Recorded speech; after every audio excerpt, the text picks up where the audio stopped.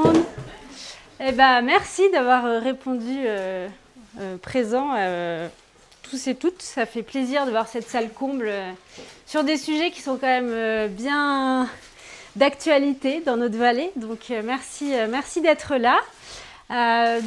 Pour celles et ceux qui ne me connaissent pas, moi je suis Maëlys, je suis chargée de la médiation au CREA. Donc je vais vous présenter rapidement l'asso avant de laisser la parole à Diane et Marie qui viennent nous présenter leurs travaux. Donc pour vous faire juste un petit topo de ce qu'on est le CREA, parce que je crois qu'aujourd'hui il y a pas mal de nouvelles têtes quand même, donc ça fait plaisir. Nous ici au CREA, donc on est un centre de recherche, on est le centre de recherche sur les écosystèmes d'altitude. On a différentes missions, mais notre mission principale, ça va être vraiment d'explorer les effets du changement climatique et des activités humaines sur les écosystèmes de montagne. Donc on fait principalement de la recherche, mais notre mission ne se limite pas à ça, c'est que nous, on a vraiment cette vision de se dire la recherche ne doit pas rester dans une forme d'entre-soi, on a envie de divulguer les connaissances. Et donc, on cherche, à travers les résultats de nos recherches, tout d'abord à développer le lien de l'humain à la nature. Donc, grâce à la découverte des milieux d'altitude, on a cette vision que plus on connaît nos milieux, plus on va pouvoir les apprécier. Merci Agathe. Et donc ça va se manifester à travers plusieurs de nos actions, mais notamment on fait beaucoup de sciences participatives. Donc, on vous invite, citoyennes et citoyens, à nous rejoindre sur le terrain, à récolter de la donnée. Donc ça alimente évidemment nos données, c'est très important pour la recherche. Et puis vous, ça vous permet aussi d'être inclus dans ce processus de création de la connaissance, qui est vraiment très important à notre sens. Et puis on accompagne aussi les territoires de montagne, donc pour une meilleure prise en compte de la biodiversité, à travers notamment ce qu'on fait aujourd'hui, des conférences, pour, encore une fois, divulguer l'information. Donc ces conférences Science Sandwich, elles commencent à avoir un certain nombre d'années. Donc on vous reçoit en fait une fois tous les 2 mois, principalement ici à Chamonix, mais de temps en temps on essaie de s'exporter un petit peu plus loin dans les vallées. Et donc l'idée, c'est de partager un moment convivial tous ensemble, où on vous présente des résultats de recherche qui touchent principalement à nos travaux, mais c'est toujours cette idée de mettre en avant non pas seulement nos recherches à nous ici au CREA, mais de donner la parole à d'autres scientifiques et puis de partager un bon moment. Donc si vous avez un petit quelque chose à manger, n'hésitez pas, sustentez-vous. Voilà. Et au niveau de l'agenda, donc c'est à suivre au fil de l'eau sur nos réseaux sociaux, et grande nouveauté sur notre site web qui a été mise à jour. Et donc maintenant vous pouvez retrouver l'agenda enfin, ça nous a été beaucoup demandé. Si vous allez sur notre site web, donc creamontblanc.org, vous pourrez retrouver notre agenda tout en bas de la page d'accueil. Vous pourrez suivre comme ça au fil de l'eau nos actualités. Pour revenir donc au sujet du jour, aujourd'hui donc on reçoit Diane et Marie qui sont ici, qui sont toutes les deux donc étudiantes dans le master sciences de l'environnement appliqué à la montagne, si je ne me trompe pas. J'ai juste mis l'acronyme, j'ai eu très confiance en moi. Et donc toutes les deux, elles vont nous parler, vous l'avez vu évidemment, de l'impact du trail sur la faune sauvage, et notamment elles se sont penchées sur un cas d'étude qui est le cas de l'échappée belle en Beldon. Et on est très contents de les recevoir parce que donc elles sont toutes les deux étudiantes, et comme on vous le disait, on met en avant la démarche scientifique, la recherche, et en fait les étudiants et étudiantes font partie de cette démarche, et on a besoin que des gens s'intéressent à la science très tôt et dès le début de nos trajets. Donc c'est vraiment très important pour nous aussi de mettre en avant cette recherche-là. Donc merci à toutes les deux d'avoir accepté l'invitation. Et puis je vais tout simplement vous laisser la parole. Voilà. Et ah oui, pardon, il faut que je change de support parce qu'on a eu un petit souci de... Voilà. Merci Maëlys pour cette introduction. Bonjour à tous, ça fait plaisir de parler devant tant de personnes sur le sujet qui nous a occupés avec Diane pendant quasiment 2 mois et demi. On a eu la chance de faire un stage avec Clément, Mathieu Garel et Pascal Marchand de l'OFB, donc Clément qui est doctorant en sociologie du sport, sur les conséquences d'un événement de trail sur le comportement de la faune sauvage en montagne. Et ça, c'est pour la partie écologie. Et pour la partie sociologie, on a aussi regardé la perception par les participants, la perception du dérangement sur la faune sauvage. Avec, comme l'a dit Maëlys, une étude de cas dans la chaîne de Beldon.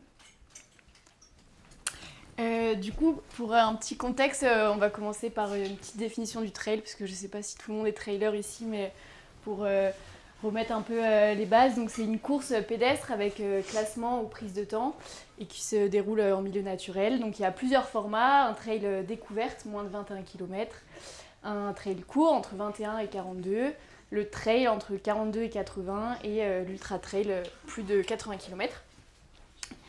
Et donc on voit qu'en France, il y a de plus en plus d'événements. Si on passe les cartes, là c'est le Covid, mais en fait il y a de plus en plus d'événements, notamment en Rhône-Alpes. Et donc on assiste à une réelle massification du trail. Et on voit qu'en fait les trails découvertes, donc moins de 21 km, c'est vraiment les événements où il y en a de plus en plus en fait. Et on parle de massification du trail et pas de démocratisation parce que c'est, on le verra par la suite, c'est une classe sociale assez élevée qui pratique le trail. En Beldon, du coup, Beldon, c'est une chaîne qui est située sur le département de la Savoie et de l'Isère, du coup avec Chambéry et Grenoble pas très loin, et on voit que en fait, ça suit les mêmes courbes, il y a de plus en plus d'événements dans les deux départements. Les trails les plus fréquentés, du coup, c'est l'Ultra Tour des 4 Massifs, l'échappée belle et le trail de Jean Rousse. Et pour illustrer un peu cette fréquentation, on voit sur ce schéma que du coup, il y a des pics de fréquentation. Donc c'est en fait le flux journalier par jour et c'est sur une période de 4 ans.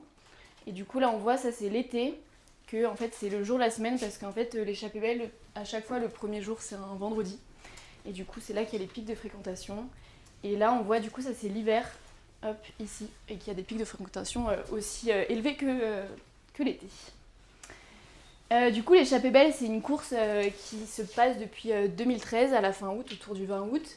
Il y a 5 courses au programme, avec la course reine, entre guillemets. Du coup, c'est l'intégrale de Visy-Aiguebelle, du coup, qui traverse vraiment toute la chaîne. Et ensuite, du coup, il y a la traversée nord, le parcours des crêtes, le Maratrail et la Sky Race du Rocher Blanc, qui se situe juste ici. Et du coup, c'est une course, c'est assez valorisé, la rencontre avec les animaux, le fait d'être dans le milieu sauvage. Et du coup, c'est pour ça qu'on va vous présenter petit aparté sur le bouquetin. Mais vous verrez que c'est pas la seule espèce dont on va parler aujourd'hui. Ah oui. Du coup, le bouquetin fait partie de la famille des ongulés sauvages. Donc c'est un herbivore.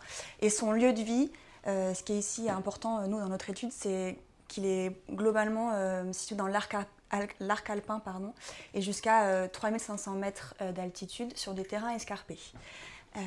Donc il y a une différence notable entre le poids des mâles et le poids des femelles.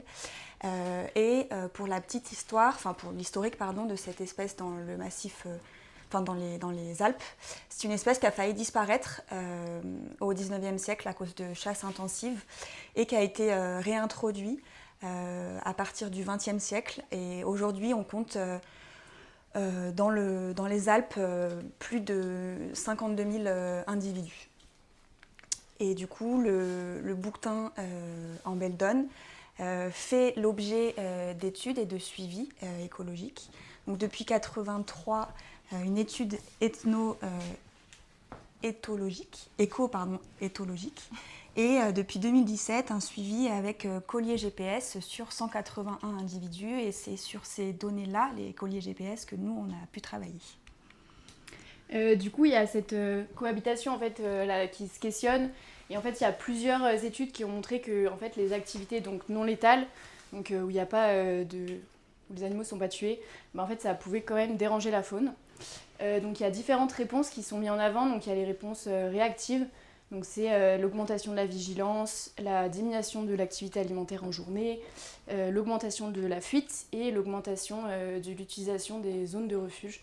Donc des zones plus escarpées par exemple pour le bouquetin. Et il y a les réponses proactives, du coup compensatrices, c'est par exemple une augmentation de l'activité alimentaire la nuit, du coup des changements de lieu d'habitat, mais aussi des changements de période d'activité avec des animaux qui deviennent plus nocturnes que d'habitude. Et donc il y a un couloir de la peur qui a été mis en avant dans le sens où en fait c'est une zone, donc là on voit c'est la distance au chemin, et ça c'est les heures de la journée. Donc les pics de fréquentation des humains, donc c'est matinée et l'après-midi, et on voit qu'en fait, du coup il y a une zone déjà où les bouquetins ils s'y aventurent pas trop, et en fait ils sont plus longs la journée, ils reviennent plus proches. Et là notamment du coup c'est avec les bouquetins, et c'est le bouquetin des Alpes, donc c'est les données avec lesquelles on va traiter juste après. Et du coup, nos grandes questions aujourd'hui dans lesquelles on va parler, donc c'est déjà les conséquences perçues. Du coup, quelle est la perception du dérangement de la faune sauvage par les participants de l'échappée belle? Et d'un autre point, du coup, les conséquences réelles avec l'impact de l'échappée belle sur le comportement de la faune sauvage. Et l'intérêt ici, c'est vraiment d'allier sciences sociales et écologie pour en fait traiter d'un problème commun avec des approches différentes. Et donc le matériel utilisé, donc, c'est un questionnaire qui a été passé par Clément l'été dernier, du coup à l'échappée belle. Des pièges photos, des collets GPS sur les bouquetins et des traces GPX. On va commencer par du coup vous présenter la partie sociologie. On a tout d'abord regardé avec le questionnaire de Clément et la base de données les profils sociodémographiques des enquêtés, donc des personnes qui sont inscrites à des trails. Donc on a essayé de comparer un peu trois échelles. Donc on a d'un côté l'événement d'études, donc l'échappée belle. On a aussi regardé l'échantillon de test de Clément, donc qui porte sur 23 trails. Et on a mis en comparaison donc, ces deux-là avec la population française. Donc qu'est-ce que disent un peu les chiffres? Donc en termes de répartition homme-femme, on voit clairement que le trail est davantage pratiqué du moins les compétitions de trail sont davantage fréquentées par des hommes que par des femmes. C'est vraiment le cas sur l'échappée belle avec plus de 80% d'hommes contre 68% pour l'échantillon avec un peu plus d'événements de trail. Et donc on a 48% d'hommes en France. La tranche d'âge, donc plus de 50% des participants à l'échappée belle ont entre 26 et 40 ans. C'est la même chose pour l'échantillon de Clément, donc sur les 23 trails, et ça représente seulement 25% de la population française. Et pour la catégorie socio-professionnelle, ce qui ressort, c'est donc dans les enquêtés, donc ceux qui ont répondu au questionnaire de Clément pour l'échappée belle, on a une surreprésentation des cadres et des professions supérieures, donc pour 64%, dont la moitié de ces 64%-là sont issus, travaillent dans le secteur privé. Voilà. Donc là, on vous a mis voilà. Je suis ravie que ça vous fasse sourire, mais c'est un peu le profil type du trailer. Un ingénieur blanc, dans la force de l'âge.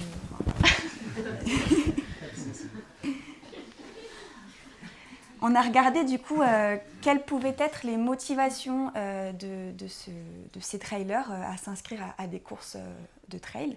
Il y en a plusieurs qui ressortent. Il y a d'abord les vantards et les prométhéens, donc qui sont plutôt à la recherche de reconnaissance, de performance et de recherche de compétition. Et là, les hommes sont majoritaires dans ces deux profils-là.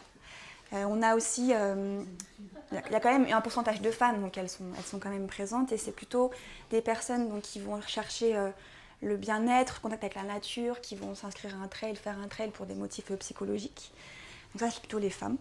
Et il y a quand même 12% de personnes où, à l'heure actuelle, on ne sait pas trop dire pourquoi est-ce qu'elles se sont inscrites.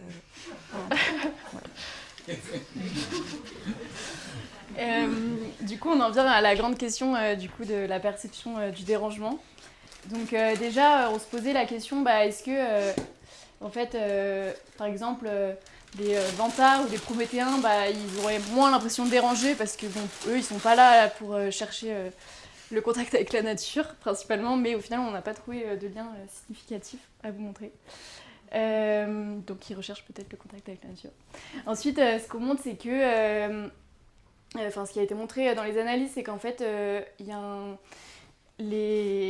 à l'échelle individuelle, le participant il a moins l'impression de déranger qu'à l'échelle de l'événement, alors qu'il participe à cet événement lui-même et qu'il alimente en fait cet événement. Donc il y a un réel transfert de responsabilité sur l'événement en général plutôt que la participation individuelle.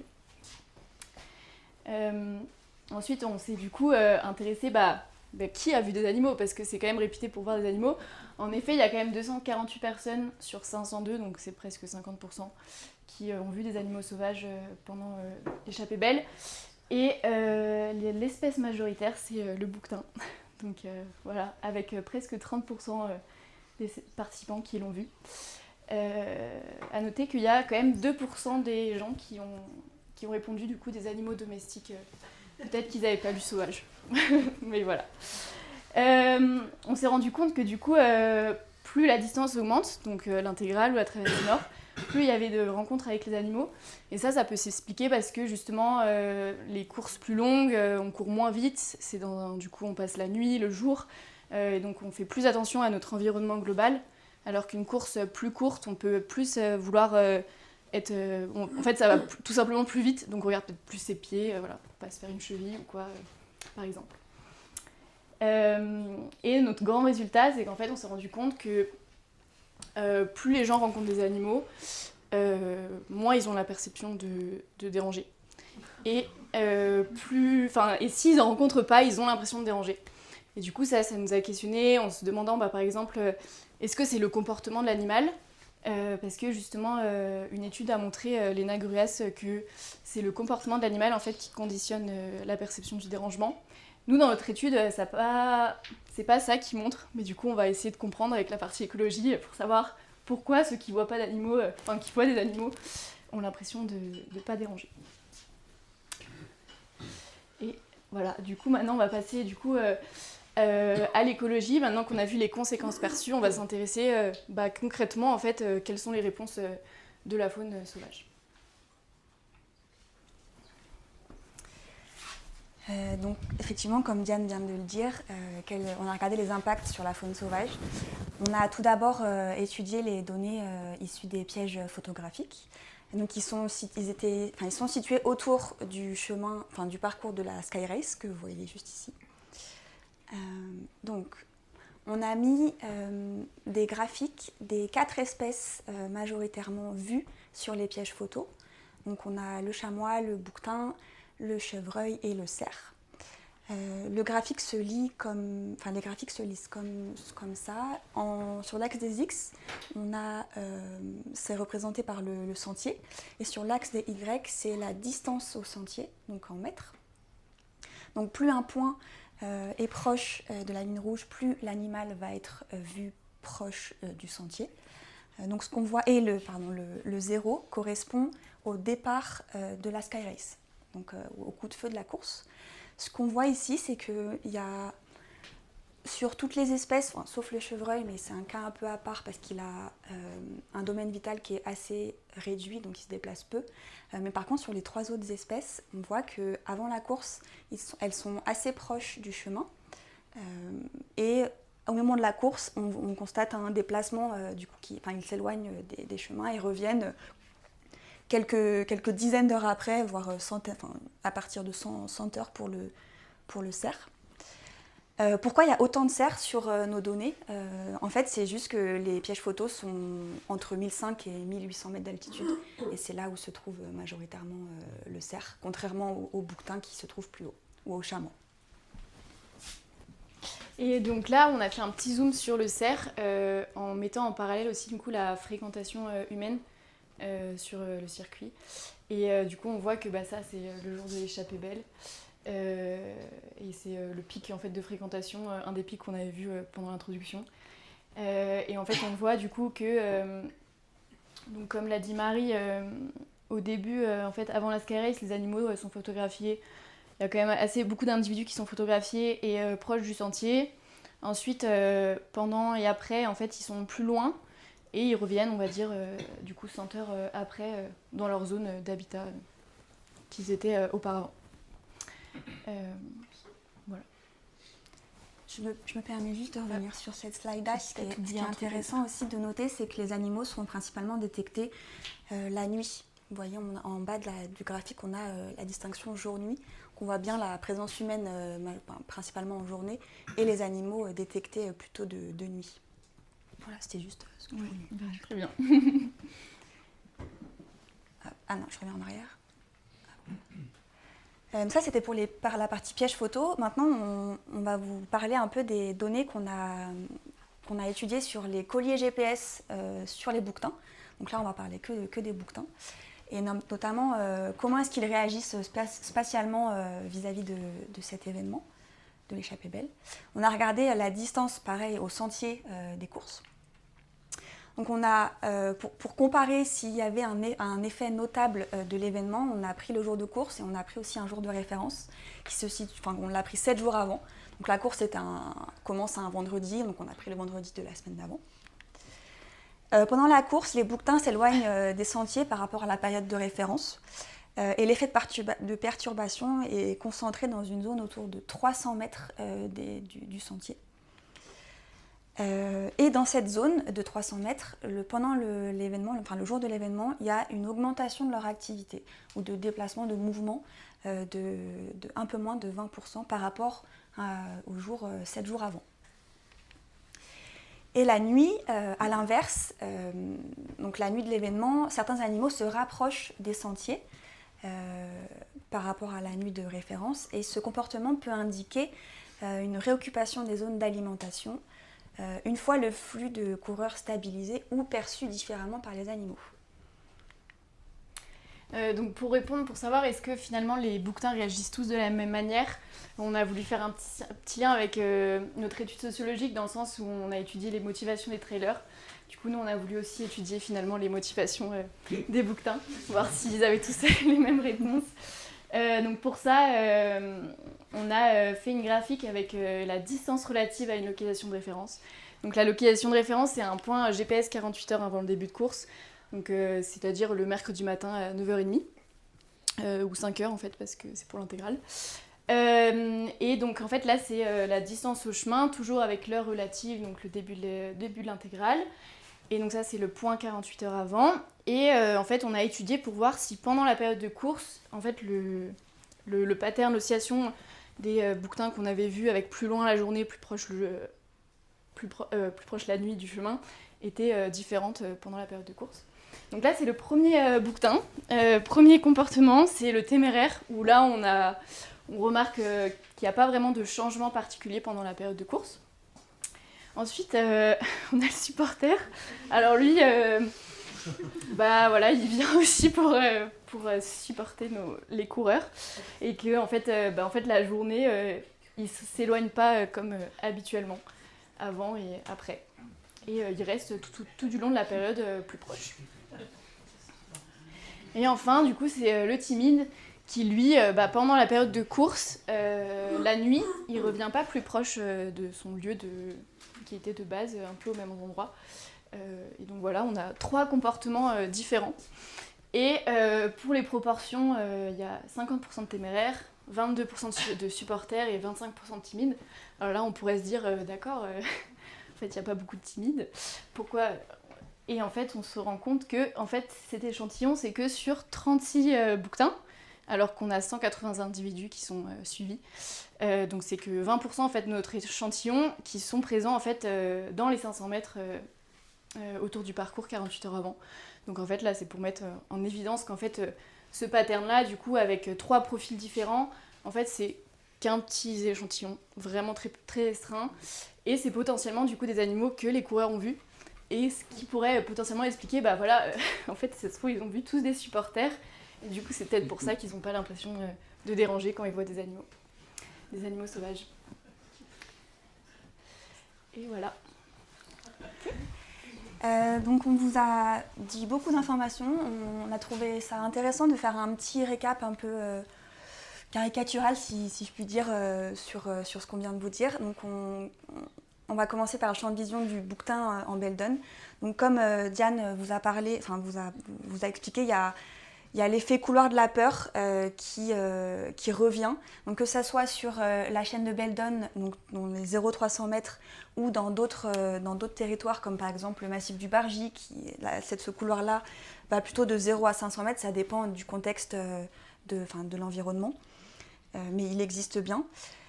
Si on prend 7 jours avant l'événement, donc les bouquetins en gris sont les bouquetins non visibles par les trailers et les 3 autres bouquetins sont les typologies que Diane vous a présentées juste avant. On peut constater, donc 7 jours avant, donc le week-end, le vendredi d'avant, qu'il y a quand même potentiellement un effet week-end sur les animaux, c'est-à-dire qu'ils sont pour la majorité assez loin des chemins pédestres. 48 heures avant l'événement, du coup, c'est ce que Diane vous a dit, il y a seulement 20% de la population qui se situe dans les 500 mètres autour des chemins. Tout le reste des animaux sont déjà loin. Le jour de l'événement, il y a clairement un évitement spatial majoritairement en journée. Voilà. Et 72 heures après l'événement, ou voire après, il y a un retour partiel dans l'habitat. Mais vraiment, on assiste sur le partiel parce que c'est, comme on voit ici, c'est pas du tout une majorité qui revienne près des sentiers. Ça, c'était pour le bouquetin, mais ça peut se transposer à la faune sauvage en général sur la chaîne. On n'avait que les collets GPS sur des bouquetins, donc mais on a vu sur les pièges photos que le cerf avait aussi une réponse et le chamois également. Donc, et du point de vue, donc, du champ de vision du trailer, donc le trailer ne voit uniquement les animaux dans la zone des 300 mètres ou des 500 mètres du sentier. Donc ces individus-là sont une majorité et le trailer ne peut pas s'en rendre compte. Il ne voit pas qu'il y a déjà plein d'animaux qui ont fui avant leur arrivée.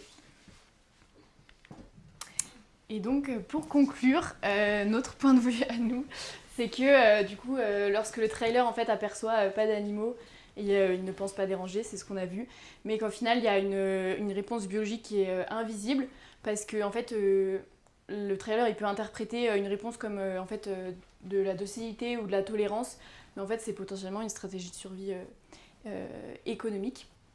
Et justement, ça a été montré par la littérature que comme quoi il y a un évitement spatial, une hausse du cortisol et du rythme cardiaque, ainsi qu'un déplacement vers des zones refuges moins riches en nutriments. Et donc aussi, il faut savoir que Beldon, c'est quand même une chaîne qui est très fréquentée. Il y a beaucoup de, comme on l'a vu, il y a beaucoup de gens qui viennent dans cette chaîne. Et du coup, la réponse de fuite des bouquetins peut y être moins flagrante que dans d'autres massifs, au contexte du coup géographique et touristique bien différent. Là, on fait référence à une autre étude qui a été faite dans le massif du Bargy, qui justement a montré une réponse des bouquetins beaucoup plus flagrante que ce qu'on vous a montré ici.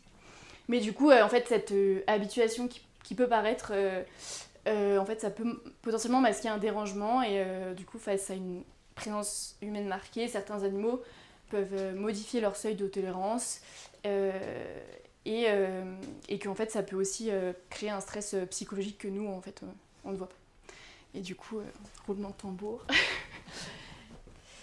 Si on devait conclure, on a envie de vous dire que le défi de demain, c'est de rendre visible l'impact invisible à toutes les échelles, donc que ça soit à l'échelle du participant, à l'échelle des organisations de trail, aussi à l'échelle politique. C'est important de communiquer sur tout ça pour se rendre compte véritablement de l'impact que l'on peut avoir sur l'environnement, la faune sauvage, etc. Merci à tous. Ouais, voilà.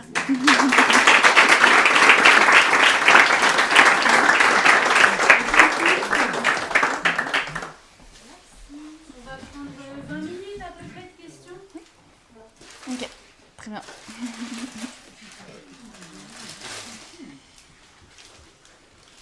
C'était très clair. Oui. Je ne sais pas si des études parallèles ont été faites. Bon, le trail, il y a un aspect vitesse aussi, peut-être bruit plus important que les randonneurs. Je ne parle pas même des populations nombreuses qui le font. Mais quand on randonne, je suppose que ça doit être à peu près la même chose, non ? Oui, en fait, ça, je pense que ce qui influe, c'est aussi la fréquentation. Il y a un dérangement, quoi qu'il en soit. En fait, le dérangement peut être plus gros quand il y a plus de personnes. C'est ça, c'est l'effet masse. Voilà, c'est l'effet masse qui fait important. Et aussi regrouper, même période de temps, un gros groupe. Mais oui, un randonneur peut avoir de l'impact. Et ça veut dire que c'est pire beaucoup de monde sur un week-end versus tous les week-ends où il y a des randonneurs. Parce qu'on voit qu'il y a quand même aussi une fuite quand il y a des randonneurs. Oui. Mais ça veut dire que c'est pire en fait quand c'est concentré et qu'il y a beaucoup que quelque chose de plus long mais de régulier. Mais en tout cas, nous, de ce qu'on a pu constater, c'est qu'il y a du dérangement, c'est vrai, sur toute la période estivale, mais il y a une augmentation du pic pendant cet événement-là. Donc oui, c'est encore un peu plus dérangeant pendant l'événement. Mais il y a du dérangement tout au long de l'année, quoi. Et juste pour être sûr de comprendre sur toutes les données sur les bouquetins, par exemple, tout est autour du Sky Race, donc une course de 21 km, donc on n'est pas sur l'ultra où, par exemple, il y a un départ en masse au milieu de la nuit et qu'il y a des gens qui passent pendant 48 heures. En fait, là, notre étude, nous, elle s'est basée sur autour de l'intégrale. Du coup, on a fait tout l'ultra et la Sky Race. Et en fait, c'est... J'ai la carte. Ouais, en fait, c'est sur les pièges photos que du coup, c'était juste autour de la Sky Race. Okay. Mais sinon, en fait, l'étude... Là, on voit... En fait, les points rouges, c'est... Pardon, j'en ai pas parlé, mais c'est les points GPS des bouquetins. Donc, on voit que là, c'est l'arrivée ou le départ de l'intégrale. Le départ de l'intégrale. Donc, il y a tout ce tronçon-là qui n'est pas tellement concerné. Pareil pour ici. Donc, c'est pour ça qu'on s'est centré sur la Sky Race qui est ici et également l'intégrale parce qu'on voit qu'il y a quand même un peu des croisements. Et là, du coup, c'est les bouquetins qui sont suivis, mais en fait, il y a toute une population de bouquetins qui sont potentiellement répartis un peu plus dans le massif. Bon, je posais cette question justement parce que sur la course courte, logiquement, il n'y a pas beaucoup de monde de nuit. Ouais. Parce que c'est que 21 km, même bien que c'est une course qui a beaucoup de dénivelé, qui prend du temps, versus un ultra où tout le monde va passer la nuit. C'est ça. Et justement, ce qui était intéressant, c'est que en fait, les bouquetins, par exemple, ils habitent, leur milieu d'habitat est assez haut, ça peut aller jusqu'à 3000 mètres. Et du coup, 3005, et l'intégrale, la traversée nord, ça passe dans ces endroits-là. Mais en fait, la Sky Race aussi. Et du coup, c'était là aussi, en fait, sur la Sky Race, il n'y a que 3 personnes qui ont vu des animaux, en tout cas dans notre échantillon, par rapport à beaucoup plus sur l'intégrale et la traversée nord. Et là, c'est peut-être justement ce truc de quand on fait une Sky Race, on regarde peut-être plus ses pieds, ça va plus vite, on est peut-être plus là pour la compétition plutôt que sur d'autres courses. Et ça ne peut pas être dû aussi tout simplement à la distance parcourue. Plus on parcourt de distance, plus il y a de probabilité aussi de voir des animaux. Oui, bien sûr. Ouais. Et la population, elle augmente, l'impact réel en fait du coup pour les bouquetins, c'est quoi? Il y a moins de bouquetins qu'avant maintenant à part le fait qu'ils évitent l'endroit, c'est quoi l'impact? Est-ce que vous mesurez l'impact objectif? Est-ce qu'on suit la population des bouquetins sur Baldon par exemple? Il y en a moins aujourd'hui par exemple. La population est suivie, mais... Par rapport au nombre d'années, vous voulez dire s'il y a moins d'individus? Oui. Les nombres d'individus, il y a toujours 180. Enfin, nous, là, c'est depuis 2017 jusqu'à 2025. Mais globalement, sur la population globale. En fait, du coup, aujourd'hui, est-ce que la population de bouquetins de cerfs, elle se réduit ou est-ce qu'elle est stable ou est-ce qu'elle augmente? On ne sait pas. Ce que montrent les études, c'est que ça influence ce qu'on appelle en écologie la dynamique des populations. Donc de là à savoir si un événement de trail ou les pratiques récréasportives de nature engendrent une mortalité plus élevée chez les animaux, c'est très difficilement évaluable. Mais par contre, en fait, on ne peut pas savoir si un événement de trail, par exemple, va directement influencer la mortalité ou la non-mortalité. Oui, voilà, c'est ça, exactement. Par contre, ce que montrent les études, c'est que les événements de trail vont générer, notamment un couloir de la peur, une modification des activités qui vont contrarier les animaux d'un point de vue des ressources alimentaires, vous en avez déjà parlé. Ça peut aussi influencer la natalité. Sur certaines périodes de reproduction, ça influence aussi le succès d'accouplement, etc. Ça, j'entends. Moi, ma question, c'est parce que les suppositions sur le truc, je les vois bien. Après, c'est les conséquences macro. Moi, si tu me dis, massif de Baldon, on avait un corpus de 500 animaux, on est passé à 250 aujourd'hui, je lui dis, ah ouais, la raison, c'est quoi? Si c'est 500 il y a 10 ans, 500 aujourd'hui, ok. Si on est passé de 500 à 1000, je dis, ok, soit passer. C'est ça, juste de dire, d'objectiver, en fait. Parce que je comprends qu'il y a un dérangement, enfin, je pense ça paraît tous assez évident. Moi, il y a des choses qui me dérangent, mais qui ne me mettent pas en danger. ou qui ne me font pas... Il y a des choses qui me dérangent à Chamonix, ça ne veut pas dire que je vais déménager pour habiter ailleurs. Parce que, on n'est pas des animaux. Ah si, pardon, mais des Oui, animaux, oui. mais c'est ça, c'est juste là, est-ce qu'il y avait une tentative de... Mais je Oui, comprends, hein, est-ce qu'il y a une tentative de corrélation entre le nombre d'individus... voilà. Bah, ça influence. Après, ce que j'aimerais souligner aussi, c'est qu'il ne faut pas faire du spécisme, c'est-à-dire que là, le bouquetin, il va aller dans des endroits où il va rencontrer d'autres animaux. Et donc, il y a des contraintes alimentaires, une compétition entre les espèces qui va s'opérer. Et donc, en fait, le dérangement qui est provoqué par les événements de trail, la présence des humains en montagne, elle est, en fait, on parle d'écosystème. Elle va engendrer des conséquences sur les écosystèmes. Donc, dire que ça touche uniquement le bouquetin, ça serait faire du spécisme et peut-être réduire... les analyses écologiques à un sous-système de l'écosystème. Donc je pense qu'il faut voir ça comme quelque chose de macro. Si le bouquetin il va dans un milieu où il se retrouve avec beaucoup plus de chamois, de cervidés, ben, tous ces animaux auront peut-être moins de ressources alimentaires, etc. Donc il faut voir la chose à l'échelle vraiment macro. Et puis après, ça a des conséquences sur l'usage des sols, sur la biodiversité, sur les ressources. En fait, c'est... L'écosystème, c'est un peu un château de cartes. Si on prend une carte dans ce château, si on modifie un sous-système de ce grand système, ben ça fait écrouler tout le château de cartes. Voilà. Et on fait partie de cet écosystème, c'est pour ça que c'est intéressant de mêler à la fois sociologie et écologie. Je vous explique. Mais justement, comme c'est une pratique qui tend à se développer énormément, la course, enfin, ou le déplacement d'une manière générale en montagne, est-ce que vous arrivez à des conclusions déjà ou pas? C'est justement c'est ce qu'on a vu, c'est qu'en fait il y a peut-être aussi un effet, en fait plus il y a de fréquentation d'un coup, ce qu'on a vu avec le cerf, c'est qu'en fait il y a toujours une fréquentation, juste quand il y a plus d'un coup, ça les dérange plus. Et donc il y a peut-être un effet aussi de seuil, de nombre de participants qui peut être aussi questionné, parce que passer tous à un même endroit à 1000 participants, c'est sûr que ça va engendrer des problèmes sur la faune ou même sur la biodiversité, etc. Est-ce que vous avez des données sur la fréquentation globale sur le massif de Belledonne sur une période estivale, par exemple? Ah, en nombre de personnes, enfin en nombre de groupes, ça non, on n'a pas le... On a juste les graphiques par... Savoir si vous avez eu ça dans les...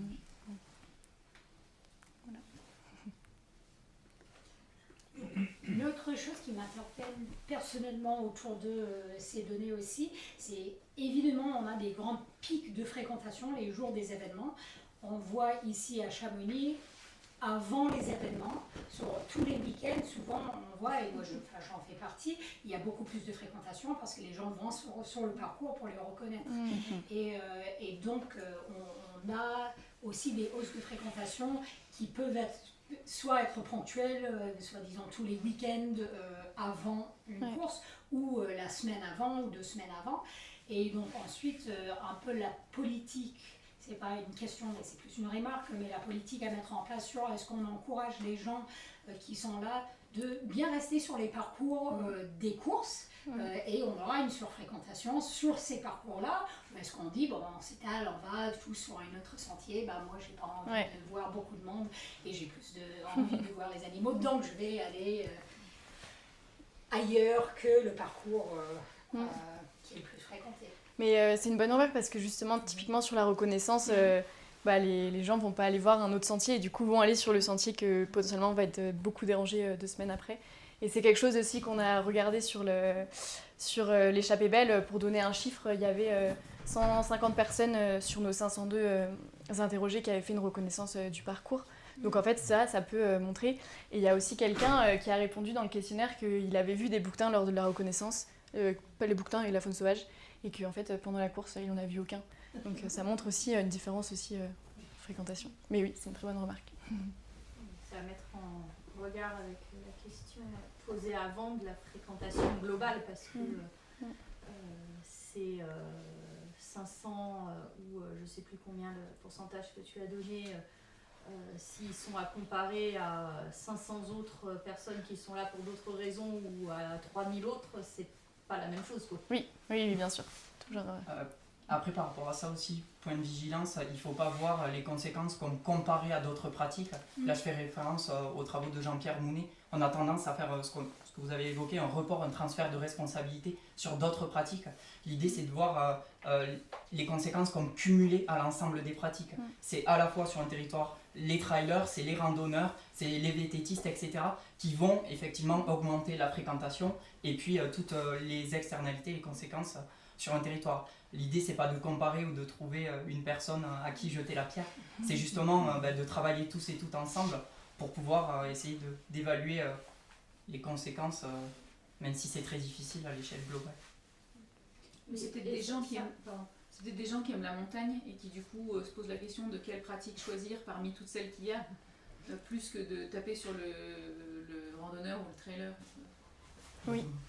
Oui. Et ça rejoint la question tout à l'heure sur les impacts au global, et j'ai bien compris la référence à l'écosystème, mais aujourd'hui, effectivement, est-ce que l'écosystème est encore équilibré ou est-ce qu'il est déséquilibré? C'est parce que finalement, les pratiques de montagne, elles existent depuis 20 ans. Est-ce qu'aujourd'hui, elles deviennent... Est-ce que l'écosystème au global, les butins et tous les autres, est déséquilibré avec à terme un risque, ou est-ce que les équilibres sont modifiés mais qu'il reste des équilibres, quoi? Oui, après c'est justement en fait trouver l'équilibre. En fait, je pense que toutes les activités humaines, il y a tout ce qui est autour et du coup il faut trouver justement un équilibre et réussir justement à pas prendre trop de place dans cet écosystème justement et laisser la place aux vivants autour. Ce qui est difficile aussi, c'est que il faut regarder la chose comme quelque chose de systémique. Avec le réchauffement climatique, c'est souvent les milieux de montagne là où se pratiquent les activités qui sont les plus impactées aujourd'hui. Parce que c'est des milieux fragiles, sensibles. Vous pouvez le voir à Chamonix avec les glaciers. Donc c'est très difficile. Et il y a tout. Et ce qui est paradoxal aussi, c'est qu'on est aujourd'hui dans des pratiques du trail très consuméristes, avec énormément de facteurs de production liés à tout ce qu'on va consommer, liés au déplacement, etc. Et tout ça, ça génère aussi quoi? Et ça participe au réchauffement climatique, qui va ensuite impacter, vous voyez, la faune et les milieux de montagne. Donc en fait, c'est un peu une boucle systémique. Il ne faut pas vraiment cloisonner toutes les pratiques et tout ce qui structure les pratiques. En fait, tout participe à ce qu'aujourd'hui, il y ait des déséquilibres. Et là, je m'avance et les résultats de mes recherches, et puis ce que vous avez montré, sont plutôt pessimistes. Voilà, je ne vais pas faire de démagogie. On est sur voilà, quelque chose qui tend à aller vers le négatif. Mais c'est l'événement de trail qui participe, comme toutes les autres activités humaines. Voilà, pareil, je ne veux pas faire de report, transfert de responsabilité, mais on est dans un contexte, et vous le savez tous et toutes, qui est difficile. Et donc se poser la question de comment on pratique, pourquoi on pratique, est-ce que finalement l'événement de trail participe ou non à être plus sensible, éduqué, ça, les résultats montrent que non, au contraire. Parce que justement, vous l'avez vu, la majorité, plus de 50% sont dans la recherche de performance et de compétition, et donc vont structurer leur activité autour de cette recherche-là, en consommant énormément de produits, en allant sur les grands événements de trail internationaux qui sont climaticides, etc. Donc vous voyez, c'est très difficile. Voilà. Il y a beaucoup d'inertie. J'arrive avec mes bottes d'utopiste. Je me demande si, est-ce que, au regard de vos résultats, il n'y a pas un tout petit espoir de se servir de ça, en fait, pour aller les chercher, ces organisateurs, et pour leur dire que c'est pas le bon modèle. On est d'accord, hein, je veux dire, c'est pas si simple, mais j'ai pas envie en fait qu'on se dise tous les participants sont dans cette recherche de performance. Je pense qu'il y en a, c'est pas le cas. C'est pas le cas. Et donc comment on valorise en fait cette pratique, là on est plus du côté de la socio, je pense, hein, c'est donner à voir d'autres imaginaires, de transformer en fait ces pratiques pour qu'elles soient plus respectueuses, pour qu'elles intègrent voilà une coexistence durable, etc. Et voilà, est-ce que vous avez un peu réfléchi? Est-ce que c'est faire des ateliers? Est-ce que c'est faire des conférences comme aujourd'hui? Quel est le meilleur moyen en fait pour faire infuser ces idées-là, quoi, qui percent pas, hein, qui percolent pas du tout dans ces idées-là, on est d'accord. Ça peut peut-être changer le modèle compétitif, faire la compétition autrement. pas forcément axé performance, résultat, peut-être axé sur d'autres aspects, je sais pas, sur l'environnement, sur les connaissances, ça peut être des choses comme ça par exemple. Je pense que c'est aussi important de dialoguer et écouter tous les acteurs et essayer de trouver une façon de revoir peut-être ce modèle qui peut-être n'est pas viable et d'essayer de tous s'entendre pour trouver un truc positif et collectif. Un compromis qui va à tout le monde. Le gros problème, et là c'est plutôt la sociologie dispositionnaliste qui nous le montre, c'est que dès qu'on est dans ce modèle qui est acentré, et on dit qu'on est socialisé à ce qu'on appelle le ethos néolibéral. Donc le néolibéralisme, c'est quoi? C'est la compétition, c'est la concurrence. Et en fait, depuis tout petit, on est structuré dans ces logiques, que ce soit dans la sphère familiale, que ce soit dans la sphère du travail. On nous demande d'être productif, on nous demande toujours d'aller toujours plus vite, etc. C'est ce qu'on appelle en sociologie un ethos néolibéral. Attention, tous et toutes ne sont pas dans cet ethos-là, parce que bien sûr, on est plus ou moins dotés en capitaux. Ce qu'il faut aujourd'hui aussi, les questions auxquelles il faut se poser, c'est celle des inégalités environnementales. Je suis sûr que si on fait une analyse sociodémographique de qui est présent dans cette salle, on a plutôt des cadres supérieurs, alors à la fois du milieu privé et du milieu public. Et donc il y a des personnes qui aujourd'hui n'ont pas accès au débat de l'écologie alors qu'ils sont victimes du réchauffement climatique. Donc il y a tout aussi ce débat-là autour des inégalités environnementales qui sont peu convoquées dans les espaces où on parle d'écologie. Et c'est assez paradoxal parce qu'aujourd'hui, celles et ceux qui polluent le moins, c'est-à-dire parce qu'ils n'ont pas les moyens tout simplement de polluer, sont celles et ceux qui subissent le plus. Et qui n'ont en plus pas accès aux aménités environnementales. On l'a vu, très peu de personnes issues des autres... en tout cas, le travail est distinctif des classes les plus dotées dans notre société. Donc le problème, il est macroscopique. Moi, si j'ai une réponse à donner, c'est un changement radical du système économique, des systèmes de valeurs, des normes. Mais vous voyez que c'est très complexe. Dans quelques mois. Si j'ai bien compris votre point, un randonneur qui passe en montagne, il perturbe aussi la faune. Peut-être moins, mais il la perturbe. Donc si je suis ton raisonnement, c'est simple, il faut qu'on interdise les chemins en montagne. Non. Enfin, non. Non, pas du tout. Non, c'est quoi là? Non, c'est justement, en fait, c'est ce qu'on a dit, c'est qu'en fait, il y a une espèce de, potentiellement une cohabitation, mais en fait, ce qu'il faut pas, c'est qu'il y ait un déséquilibre. Et en fait, c'est ça qu'il y a un déséquilibre. Vous avez montré que ce soit randonnée ou trail, les deux perturbaient. J'ai bien compris. Ouais. T'as dit moins. Non, mais c'est non, mais en fait, mais en fait, c'est les... Là, c'est supportable, et avant, c'était pas supportable. C'est justement cet effet de seuil, et c'est quelque chose qu'il faut avoir conscience qu'en fait, un événement où on passe, il y a une espèce de capacité de charge à des endroits. En fait, un lieu où il y a beaucoup de personnes qui passent au même moment, au même endroit. On peut le voir par exemple sur des chemins de trail. Et typiquement, il pleut, il y a 1000 personnes qui passent dessus, comme plein de sports. Et en fait, on voit la biodiversité, les chemins qui s'érodent, etc. Et en fait, ça peut être exactement les mêmes réponses pour les animaux. En fait, c'est beaucoup d'un coup. Ça forcément crée un déséquilibre. Mais ce seuil, il est incalculable. Voilà. Pourquoi? Parce qu'en fait, c'est conditionné par l'environnement. C'est-à-dire que, regardez, on parle de capacité de charge. Tous et toutes, on va faire une rando, on passe à côté d'un nid de gypaète barbu qui est en train de mettre bas, ou de couver. Qu'on soit un ou qu'on soit 10 000, bien sûr que 10 000 ça va déranger beaucoup plus, mais une personne, ça y est, on a déjà dépassé cette capacité de seuil. Sur des événements aujourd'hui qui proposent des traversées, on traverse énormément de milieux avec peut-être des animaux et des espèces différentes qui sont qui sont en période de reproduction ou pas, etc. Donc c'est très difficilement calculable et je pense pas qu'il faille cloisonner tout, il faut regarder un ensemble et il faut vraiment avoir cette perspective de l'écosystème.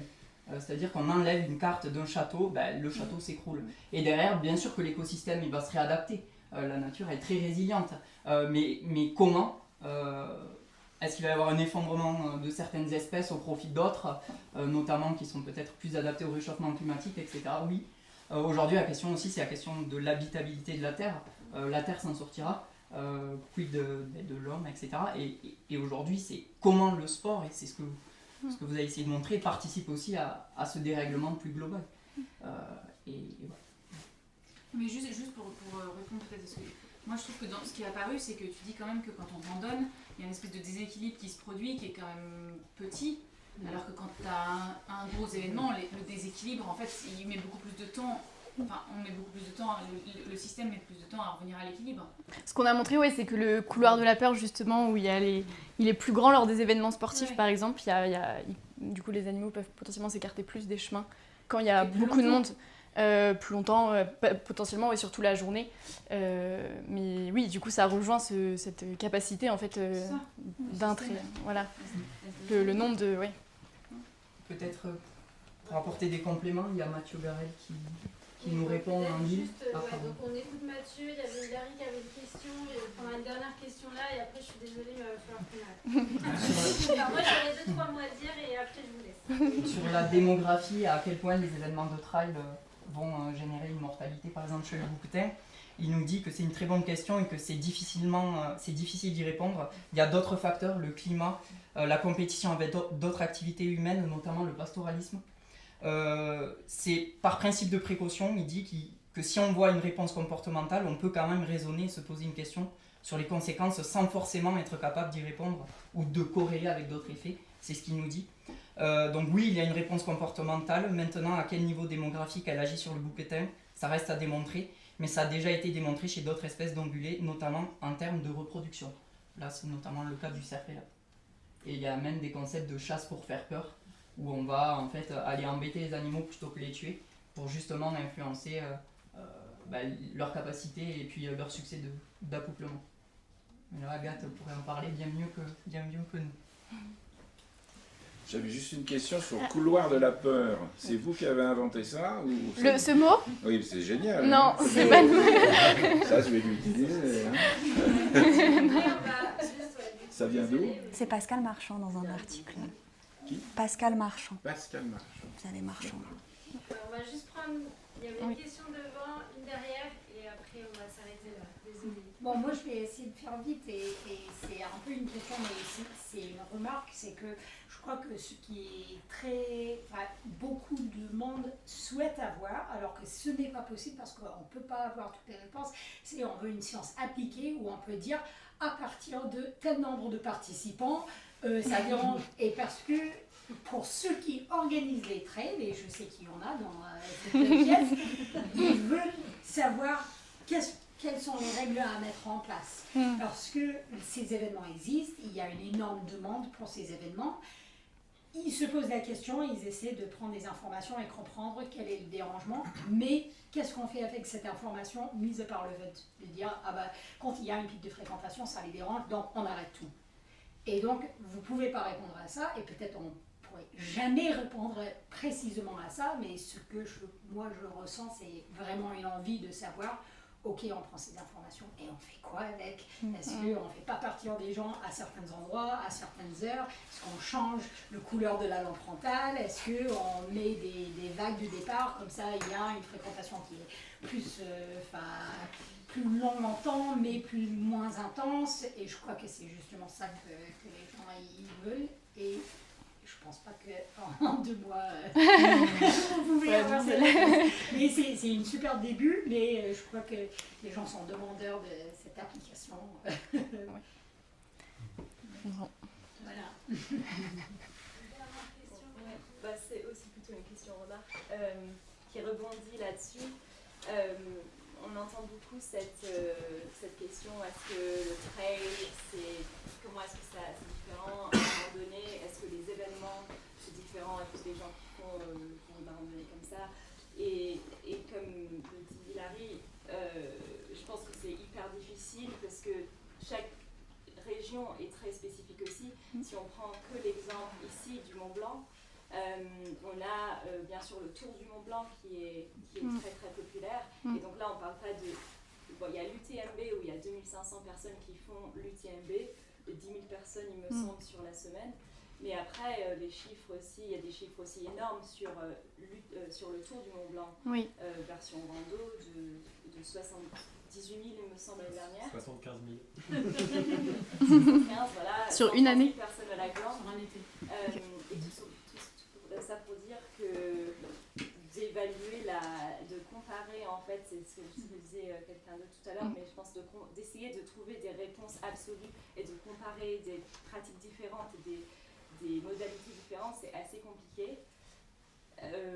Donc voilà, il n'y a pas dans cette remarque, il n'y a pas beaucoup de solutions, et c'est les solutions que les gens cherchent. Mais je pense que c'est ce qu'on essaye d'encourager au CREA, c'est une compréhension des dynamiques et des enjeux et de l'écosystème, de la vision systémique, que tout est lié et que forcément on a un impact si on fait de la randonnée et du trail, et à chaque fois en fait on a un impact, mais on est aussi des vivants et qu'on peut aussi partager avec les autres la montagne, mais la première étape c'est d'être conscient de tout ça et de ne pas forcément toujours devoir chercher la réponse absolue. C'est pas forcément bien. On est aussi sur des recherches qui sont assez balbutiantes, dans le sens où vous évoquiez l'étude d'Argy, ce que vous faites dans Beldon. Il y a des choses qui se mettent en place aussi dans le Mont Blanc, mais tout ça, on parle depuis quelques années seulement, cette approche écosystémique. Donc les réponses que tout le monde attend, mais y compris, on les a pas aujourd'hui, et c'est normal, mais il faut aussi se donner un petit peu de temps pour, c'est toujours pareil, c'est accumuler des données, avoir de la force vive. Mais ça va arriver un jour. Bon, ouais, je sais que c'est un sujet qui amène beaucoup de questions, mais on est limité dans le temps, donc je vais juste faire une petite conclusion. J'avais pas vu, c'est absolument moche ce qui se passe ici. Merci déjà les filles, c'était vraiment super. Franchement, non mais bravo, parce que c'est déjà pas un sujet facile et c'est pas facile de se présenter comme ça devant une salle comble, donc bravo. Et pour finir sur une note un peu plus légère, on demande toujours des petites recommandations à nos intervenantes. Donc ici on a les recommandations de Diane, donc je sais pas si tu veux toucher un petit mot. Oui, alors... Tu m'as recommandé un livre et un film, c'est ce que j'ai mis, et une super citation, il n'y a pas de mauvais temps, juste des mauvais vêtements. Voilà, ça fait référence à Chambéry. Savent que, voilà. Pour le livre, c'est un livre qui est sorti, je crois que c'était en 1999, ça date d'assez longtemps. Mais c'est sur du coup 2 sœurs après en fait l'effondrement de la société et qui se reconstruisent en fait et qui justement sont dans la forêt, leur maison dans la forêt, et en fait elles retrouvent un peu tous les liens, tout ce que la forêt peut leur apporter. Et je trouve que c'est un très beau livre sur la résilience et aussi sur la sororité, parce que du coup elles sont à 2 dans la forêt et seules. Et le film, c'est Je verrai toujours au visage. Alors là, il n'y a pas de lien avec l'environnement, mais c'est sur la justice réparatrice. C'est le fait de mettre des gens qui sont accusés, pour le coup de braquage, et des gens qui se sont fait braquer. Il y a des histoires de viol aussi. Et en fait, c'est essayer de dialoguer. Et voilà, je trouve que c'est un film très touchant. Et je recommande. Voilà.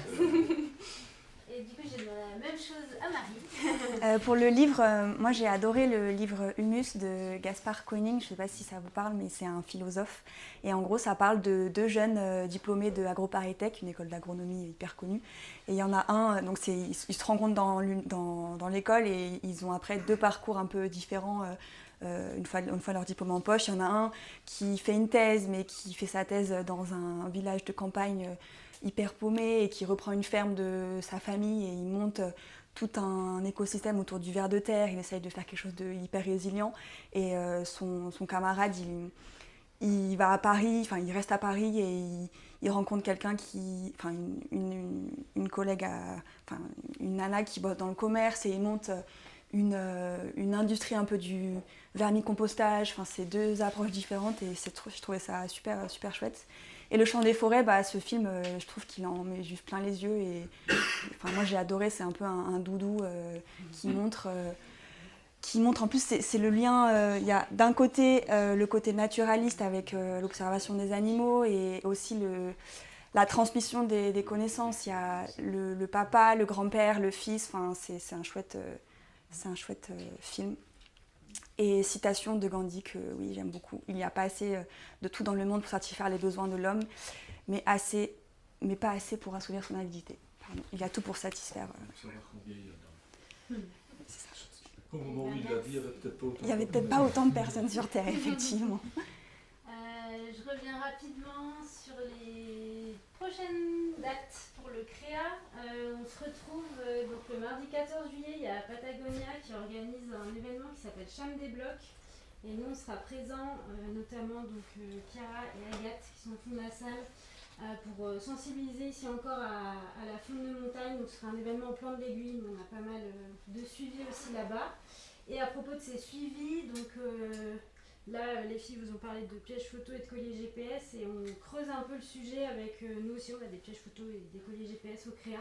Et donc Marjorie, qui est ingénieure de recherche chez nous, qui n'est pas là je crois aujourd'hui, donc tiendra le prochain apéro science, ce sera en soirée à Valorcine, voilà, sur nos méthodes de suivi de la faune sauvage pour creuser un petit peu comment ça se passe sur le terrain concrètement, comment on récolte les données en partie voilà, qui peuvent être utilisées comme vous avez pu le voir aujourd'hui. Et c'est un peu loin, mais si vous voulez booker votre week-end du 2 au 4 octobre, le CREA fête ses 30 ans. Voilà, donc ce sera, on a mis quelques événements dans le cadre de la fête de la science, donc il y aura tout un programme à venir, mais sachez que ce sera un week-end festif et plein de sciences, donc ça va être très chouette. Voilà, et aussi vous pouvez découvrir nos livrets, on a un nouveau livret qui est sorti, pour celles et ceux qui ne le savent pas, on a une collection de livrets pédagogiques, donc j'en ai mis quelques-uns ici si vous voulez venir regarder. Voilà, si vous voulez creuser un peu les sujets qu'on a abordés aujourd'hui, notamment sur les changements climatiques en montagne et comment le vivant réagit un petit peu à tout ça, avec donc notre dernier livret qui porte sur notamment l'évolution. Voilà, et donc tous les aspects, à la fois la beauté de la résilience du vivant, mais aussi la fragilité face au bouleversement en cours. Voilà, et vous pouvez aussi nous retrouver en ligne évidemment. Merci tout le monde.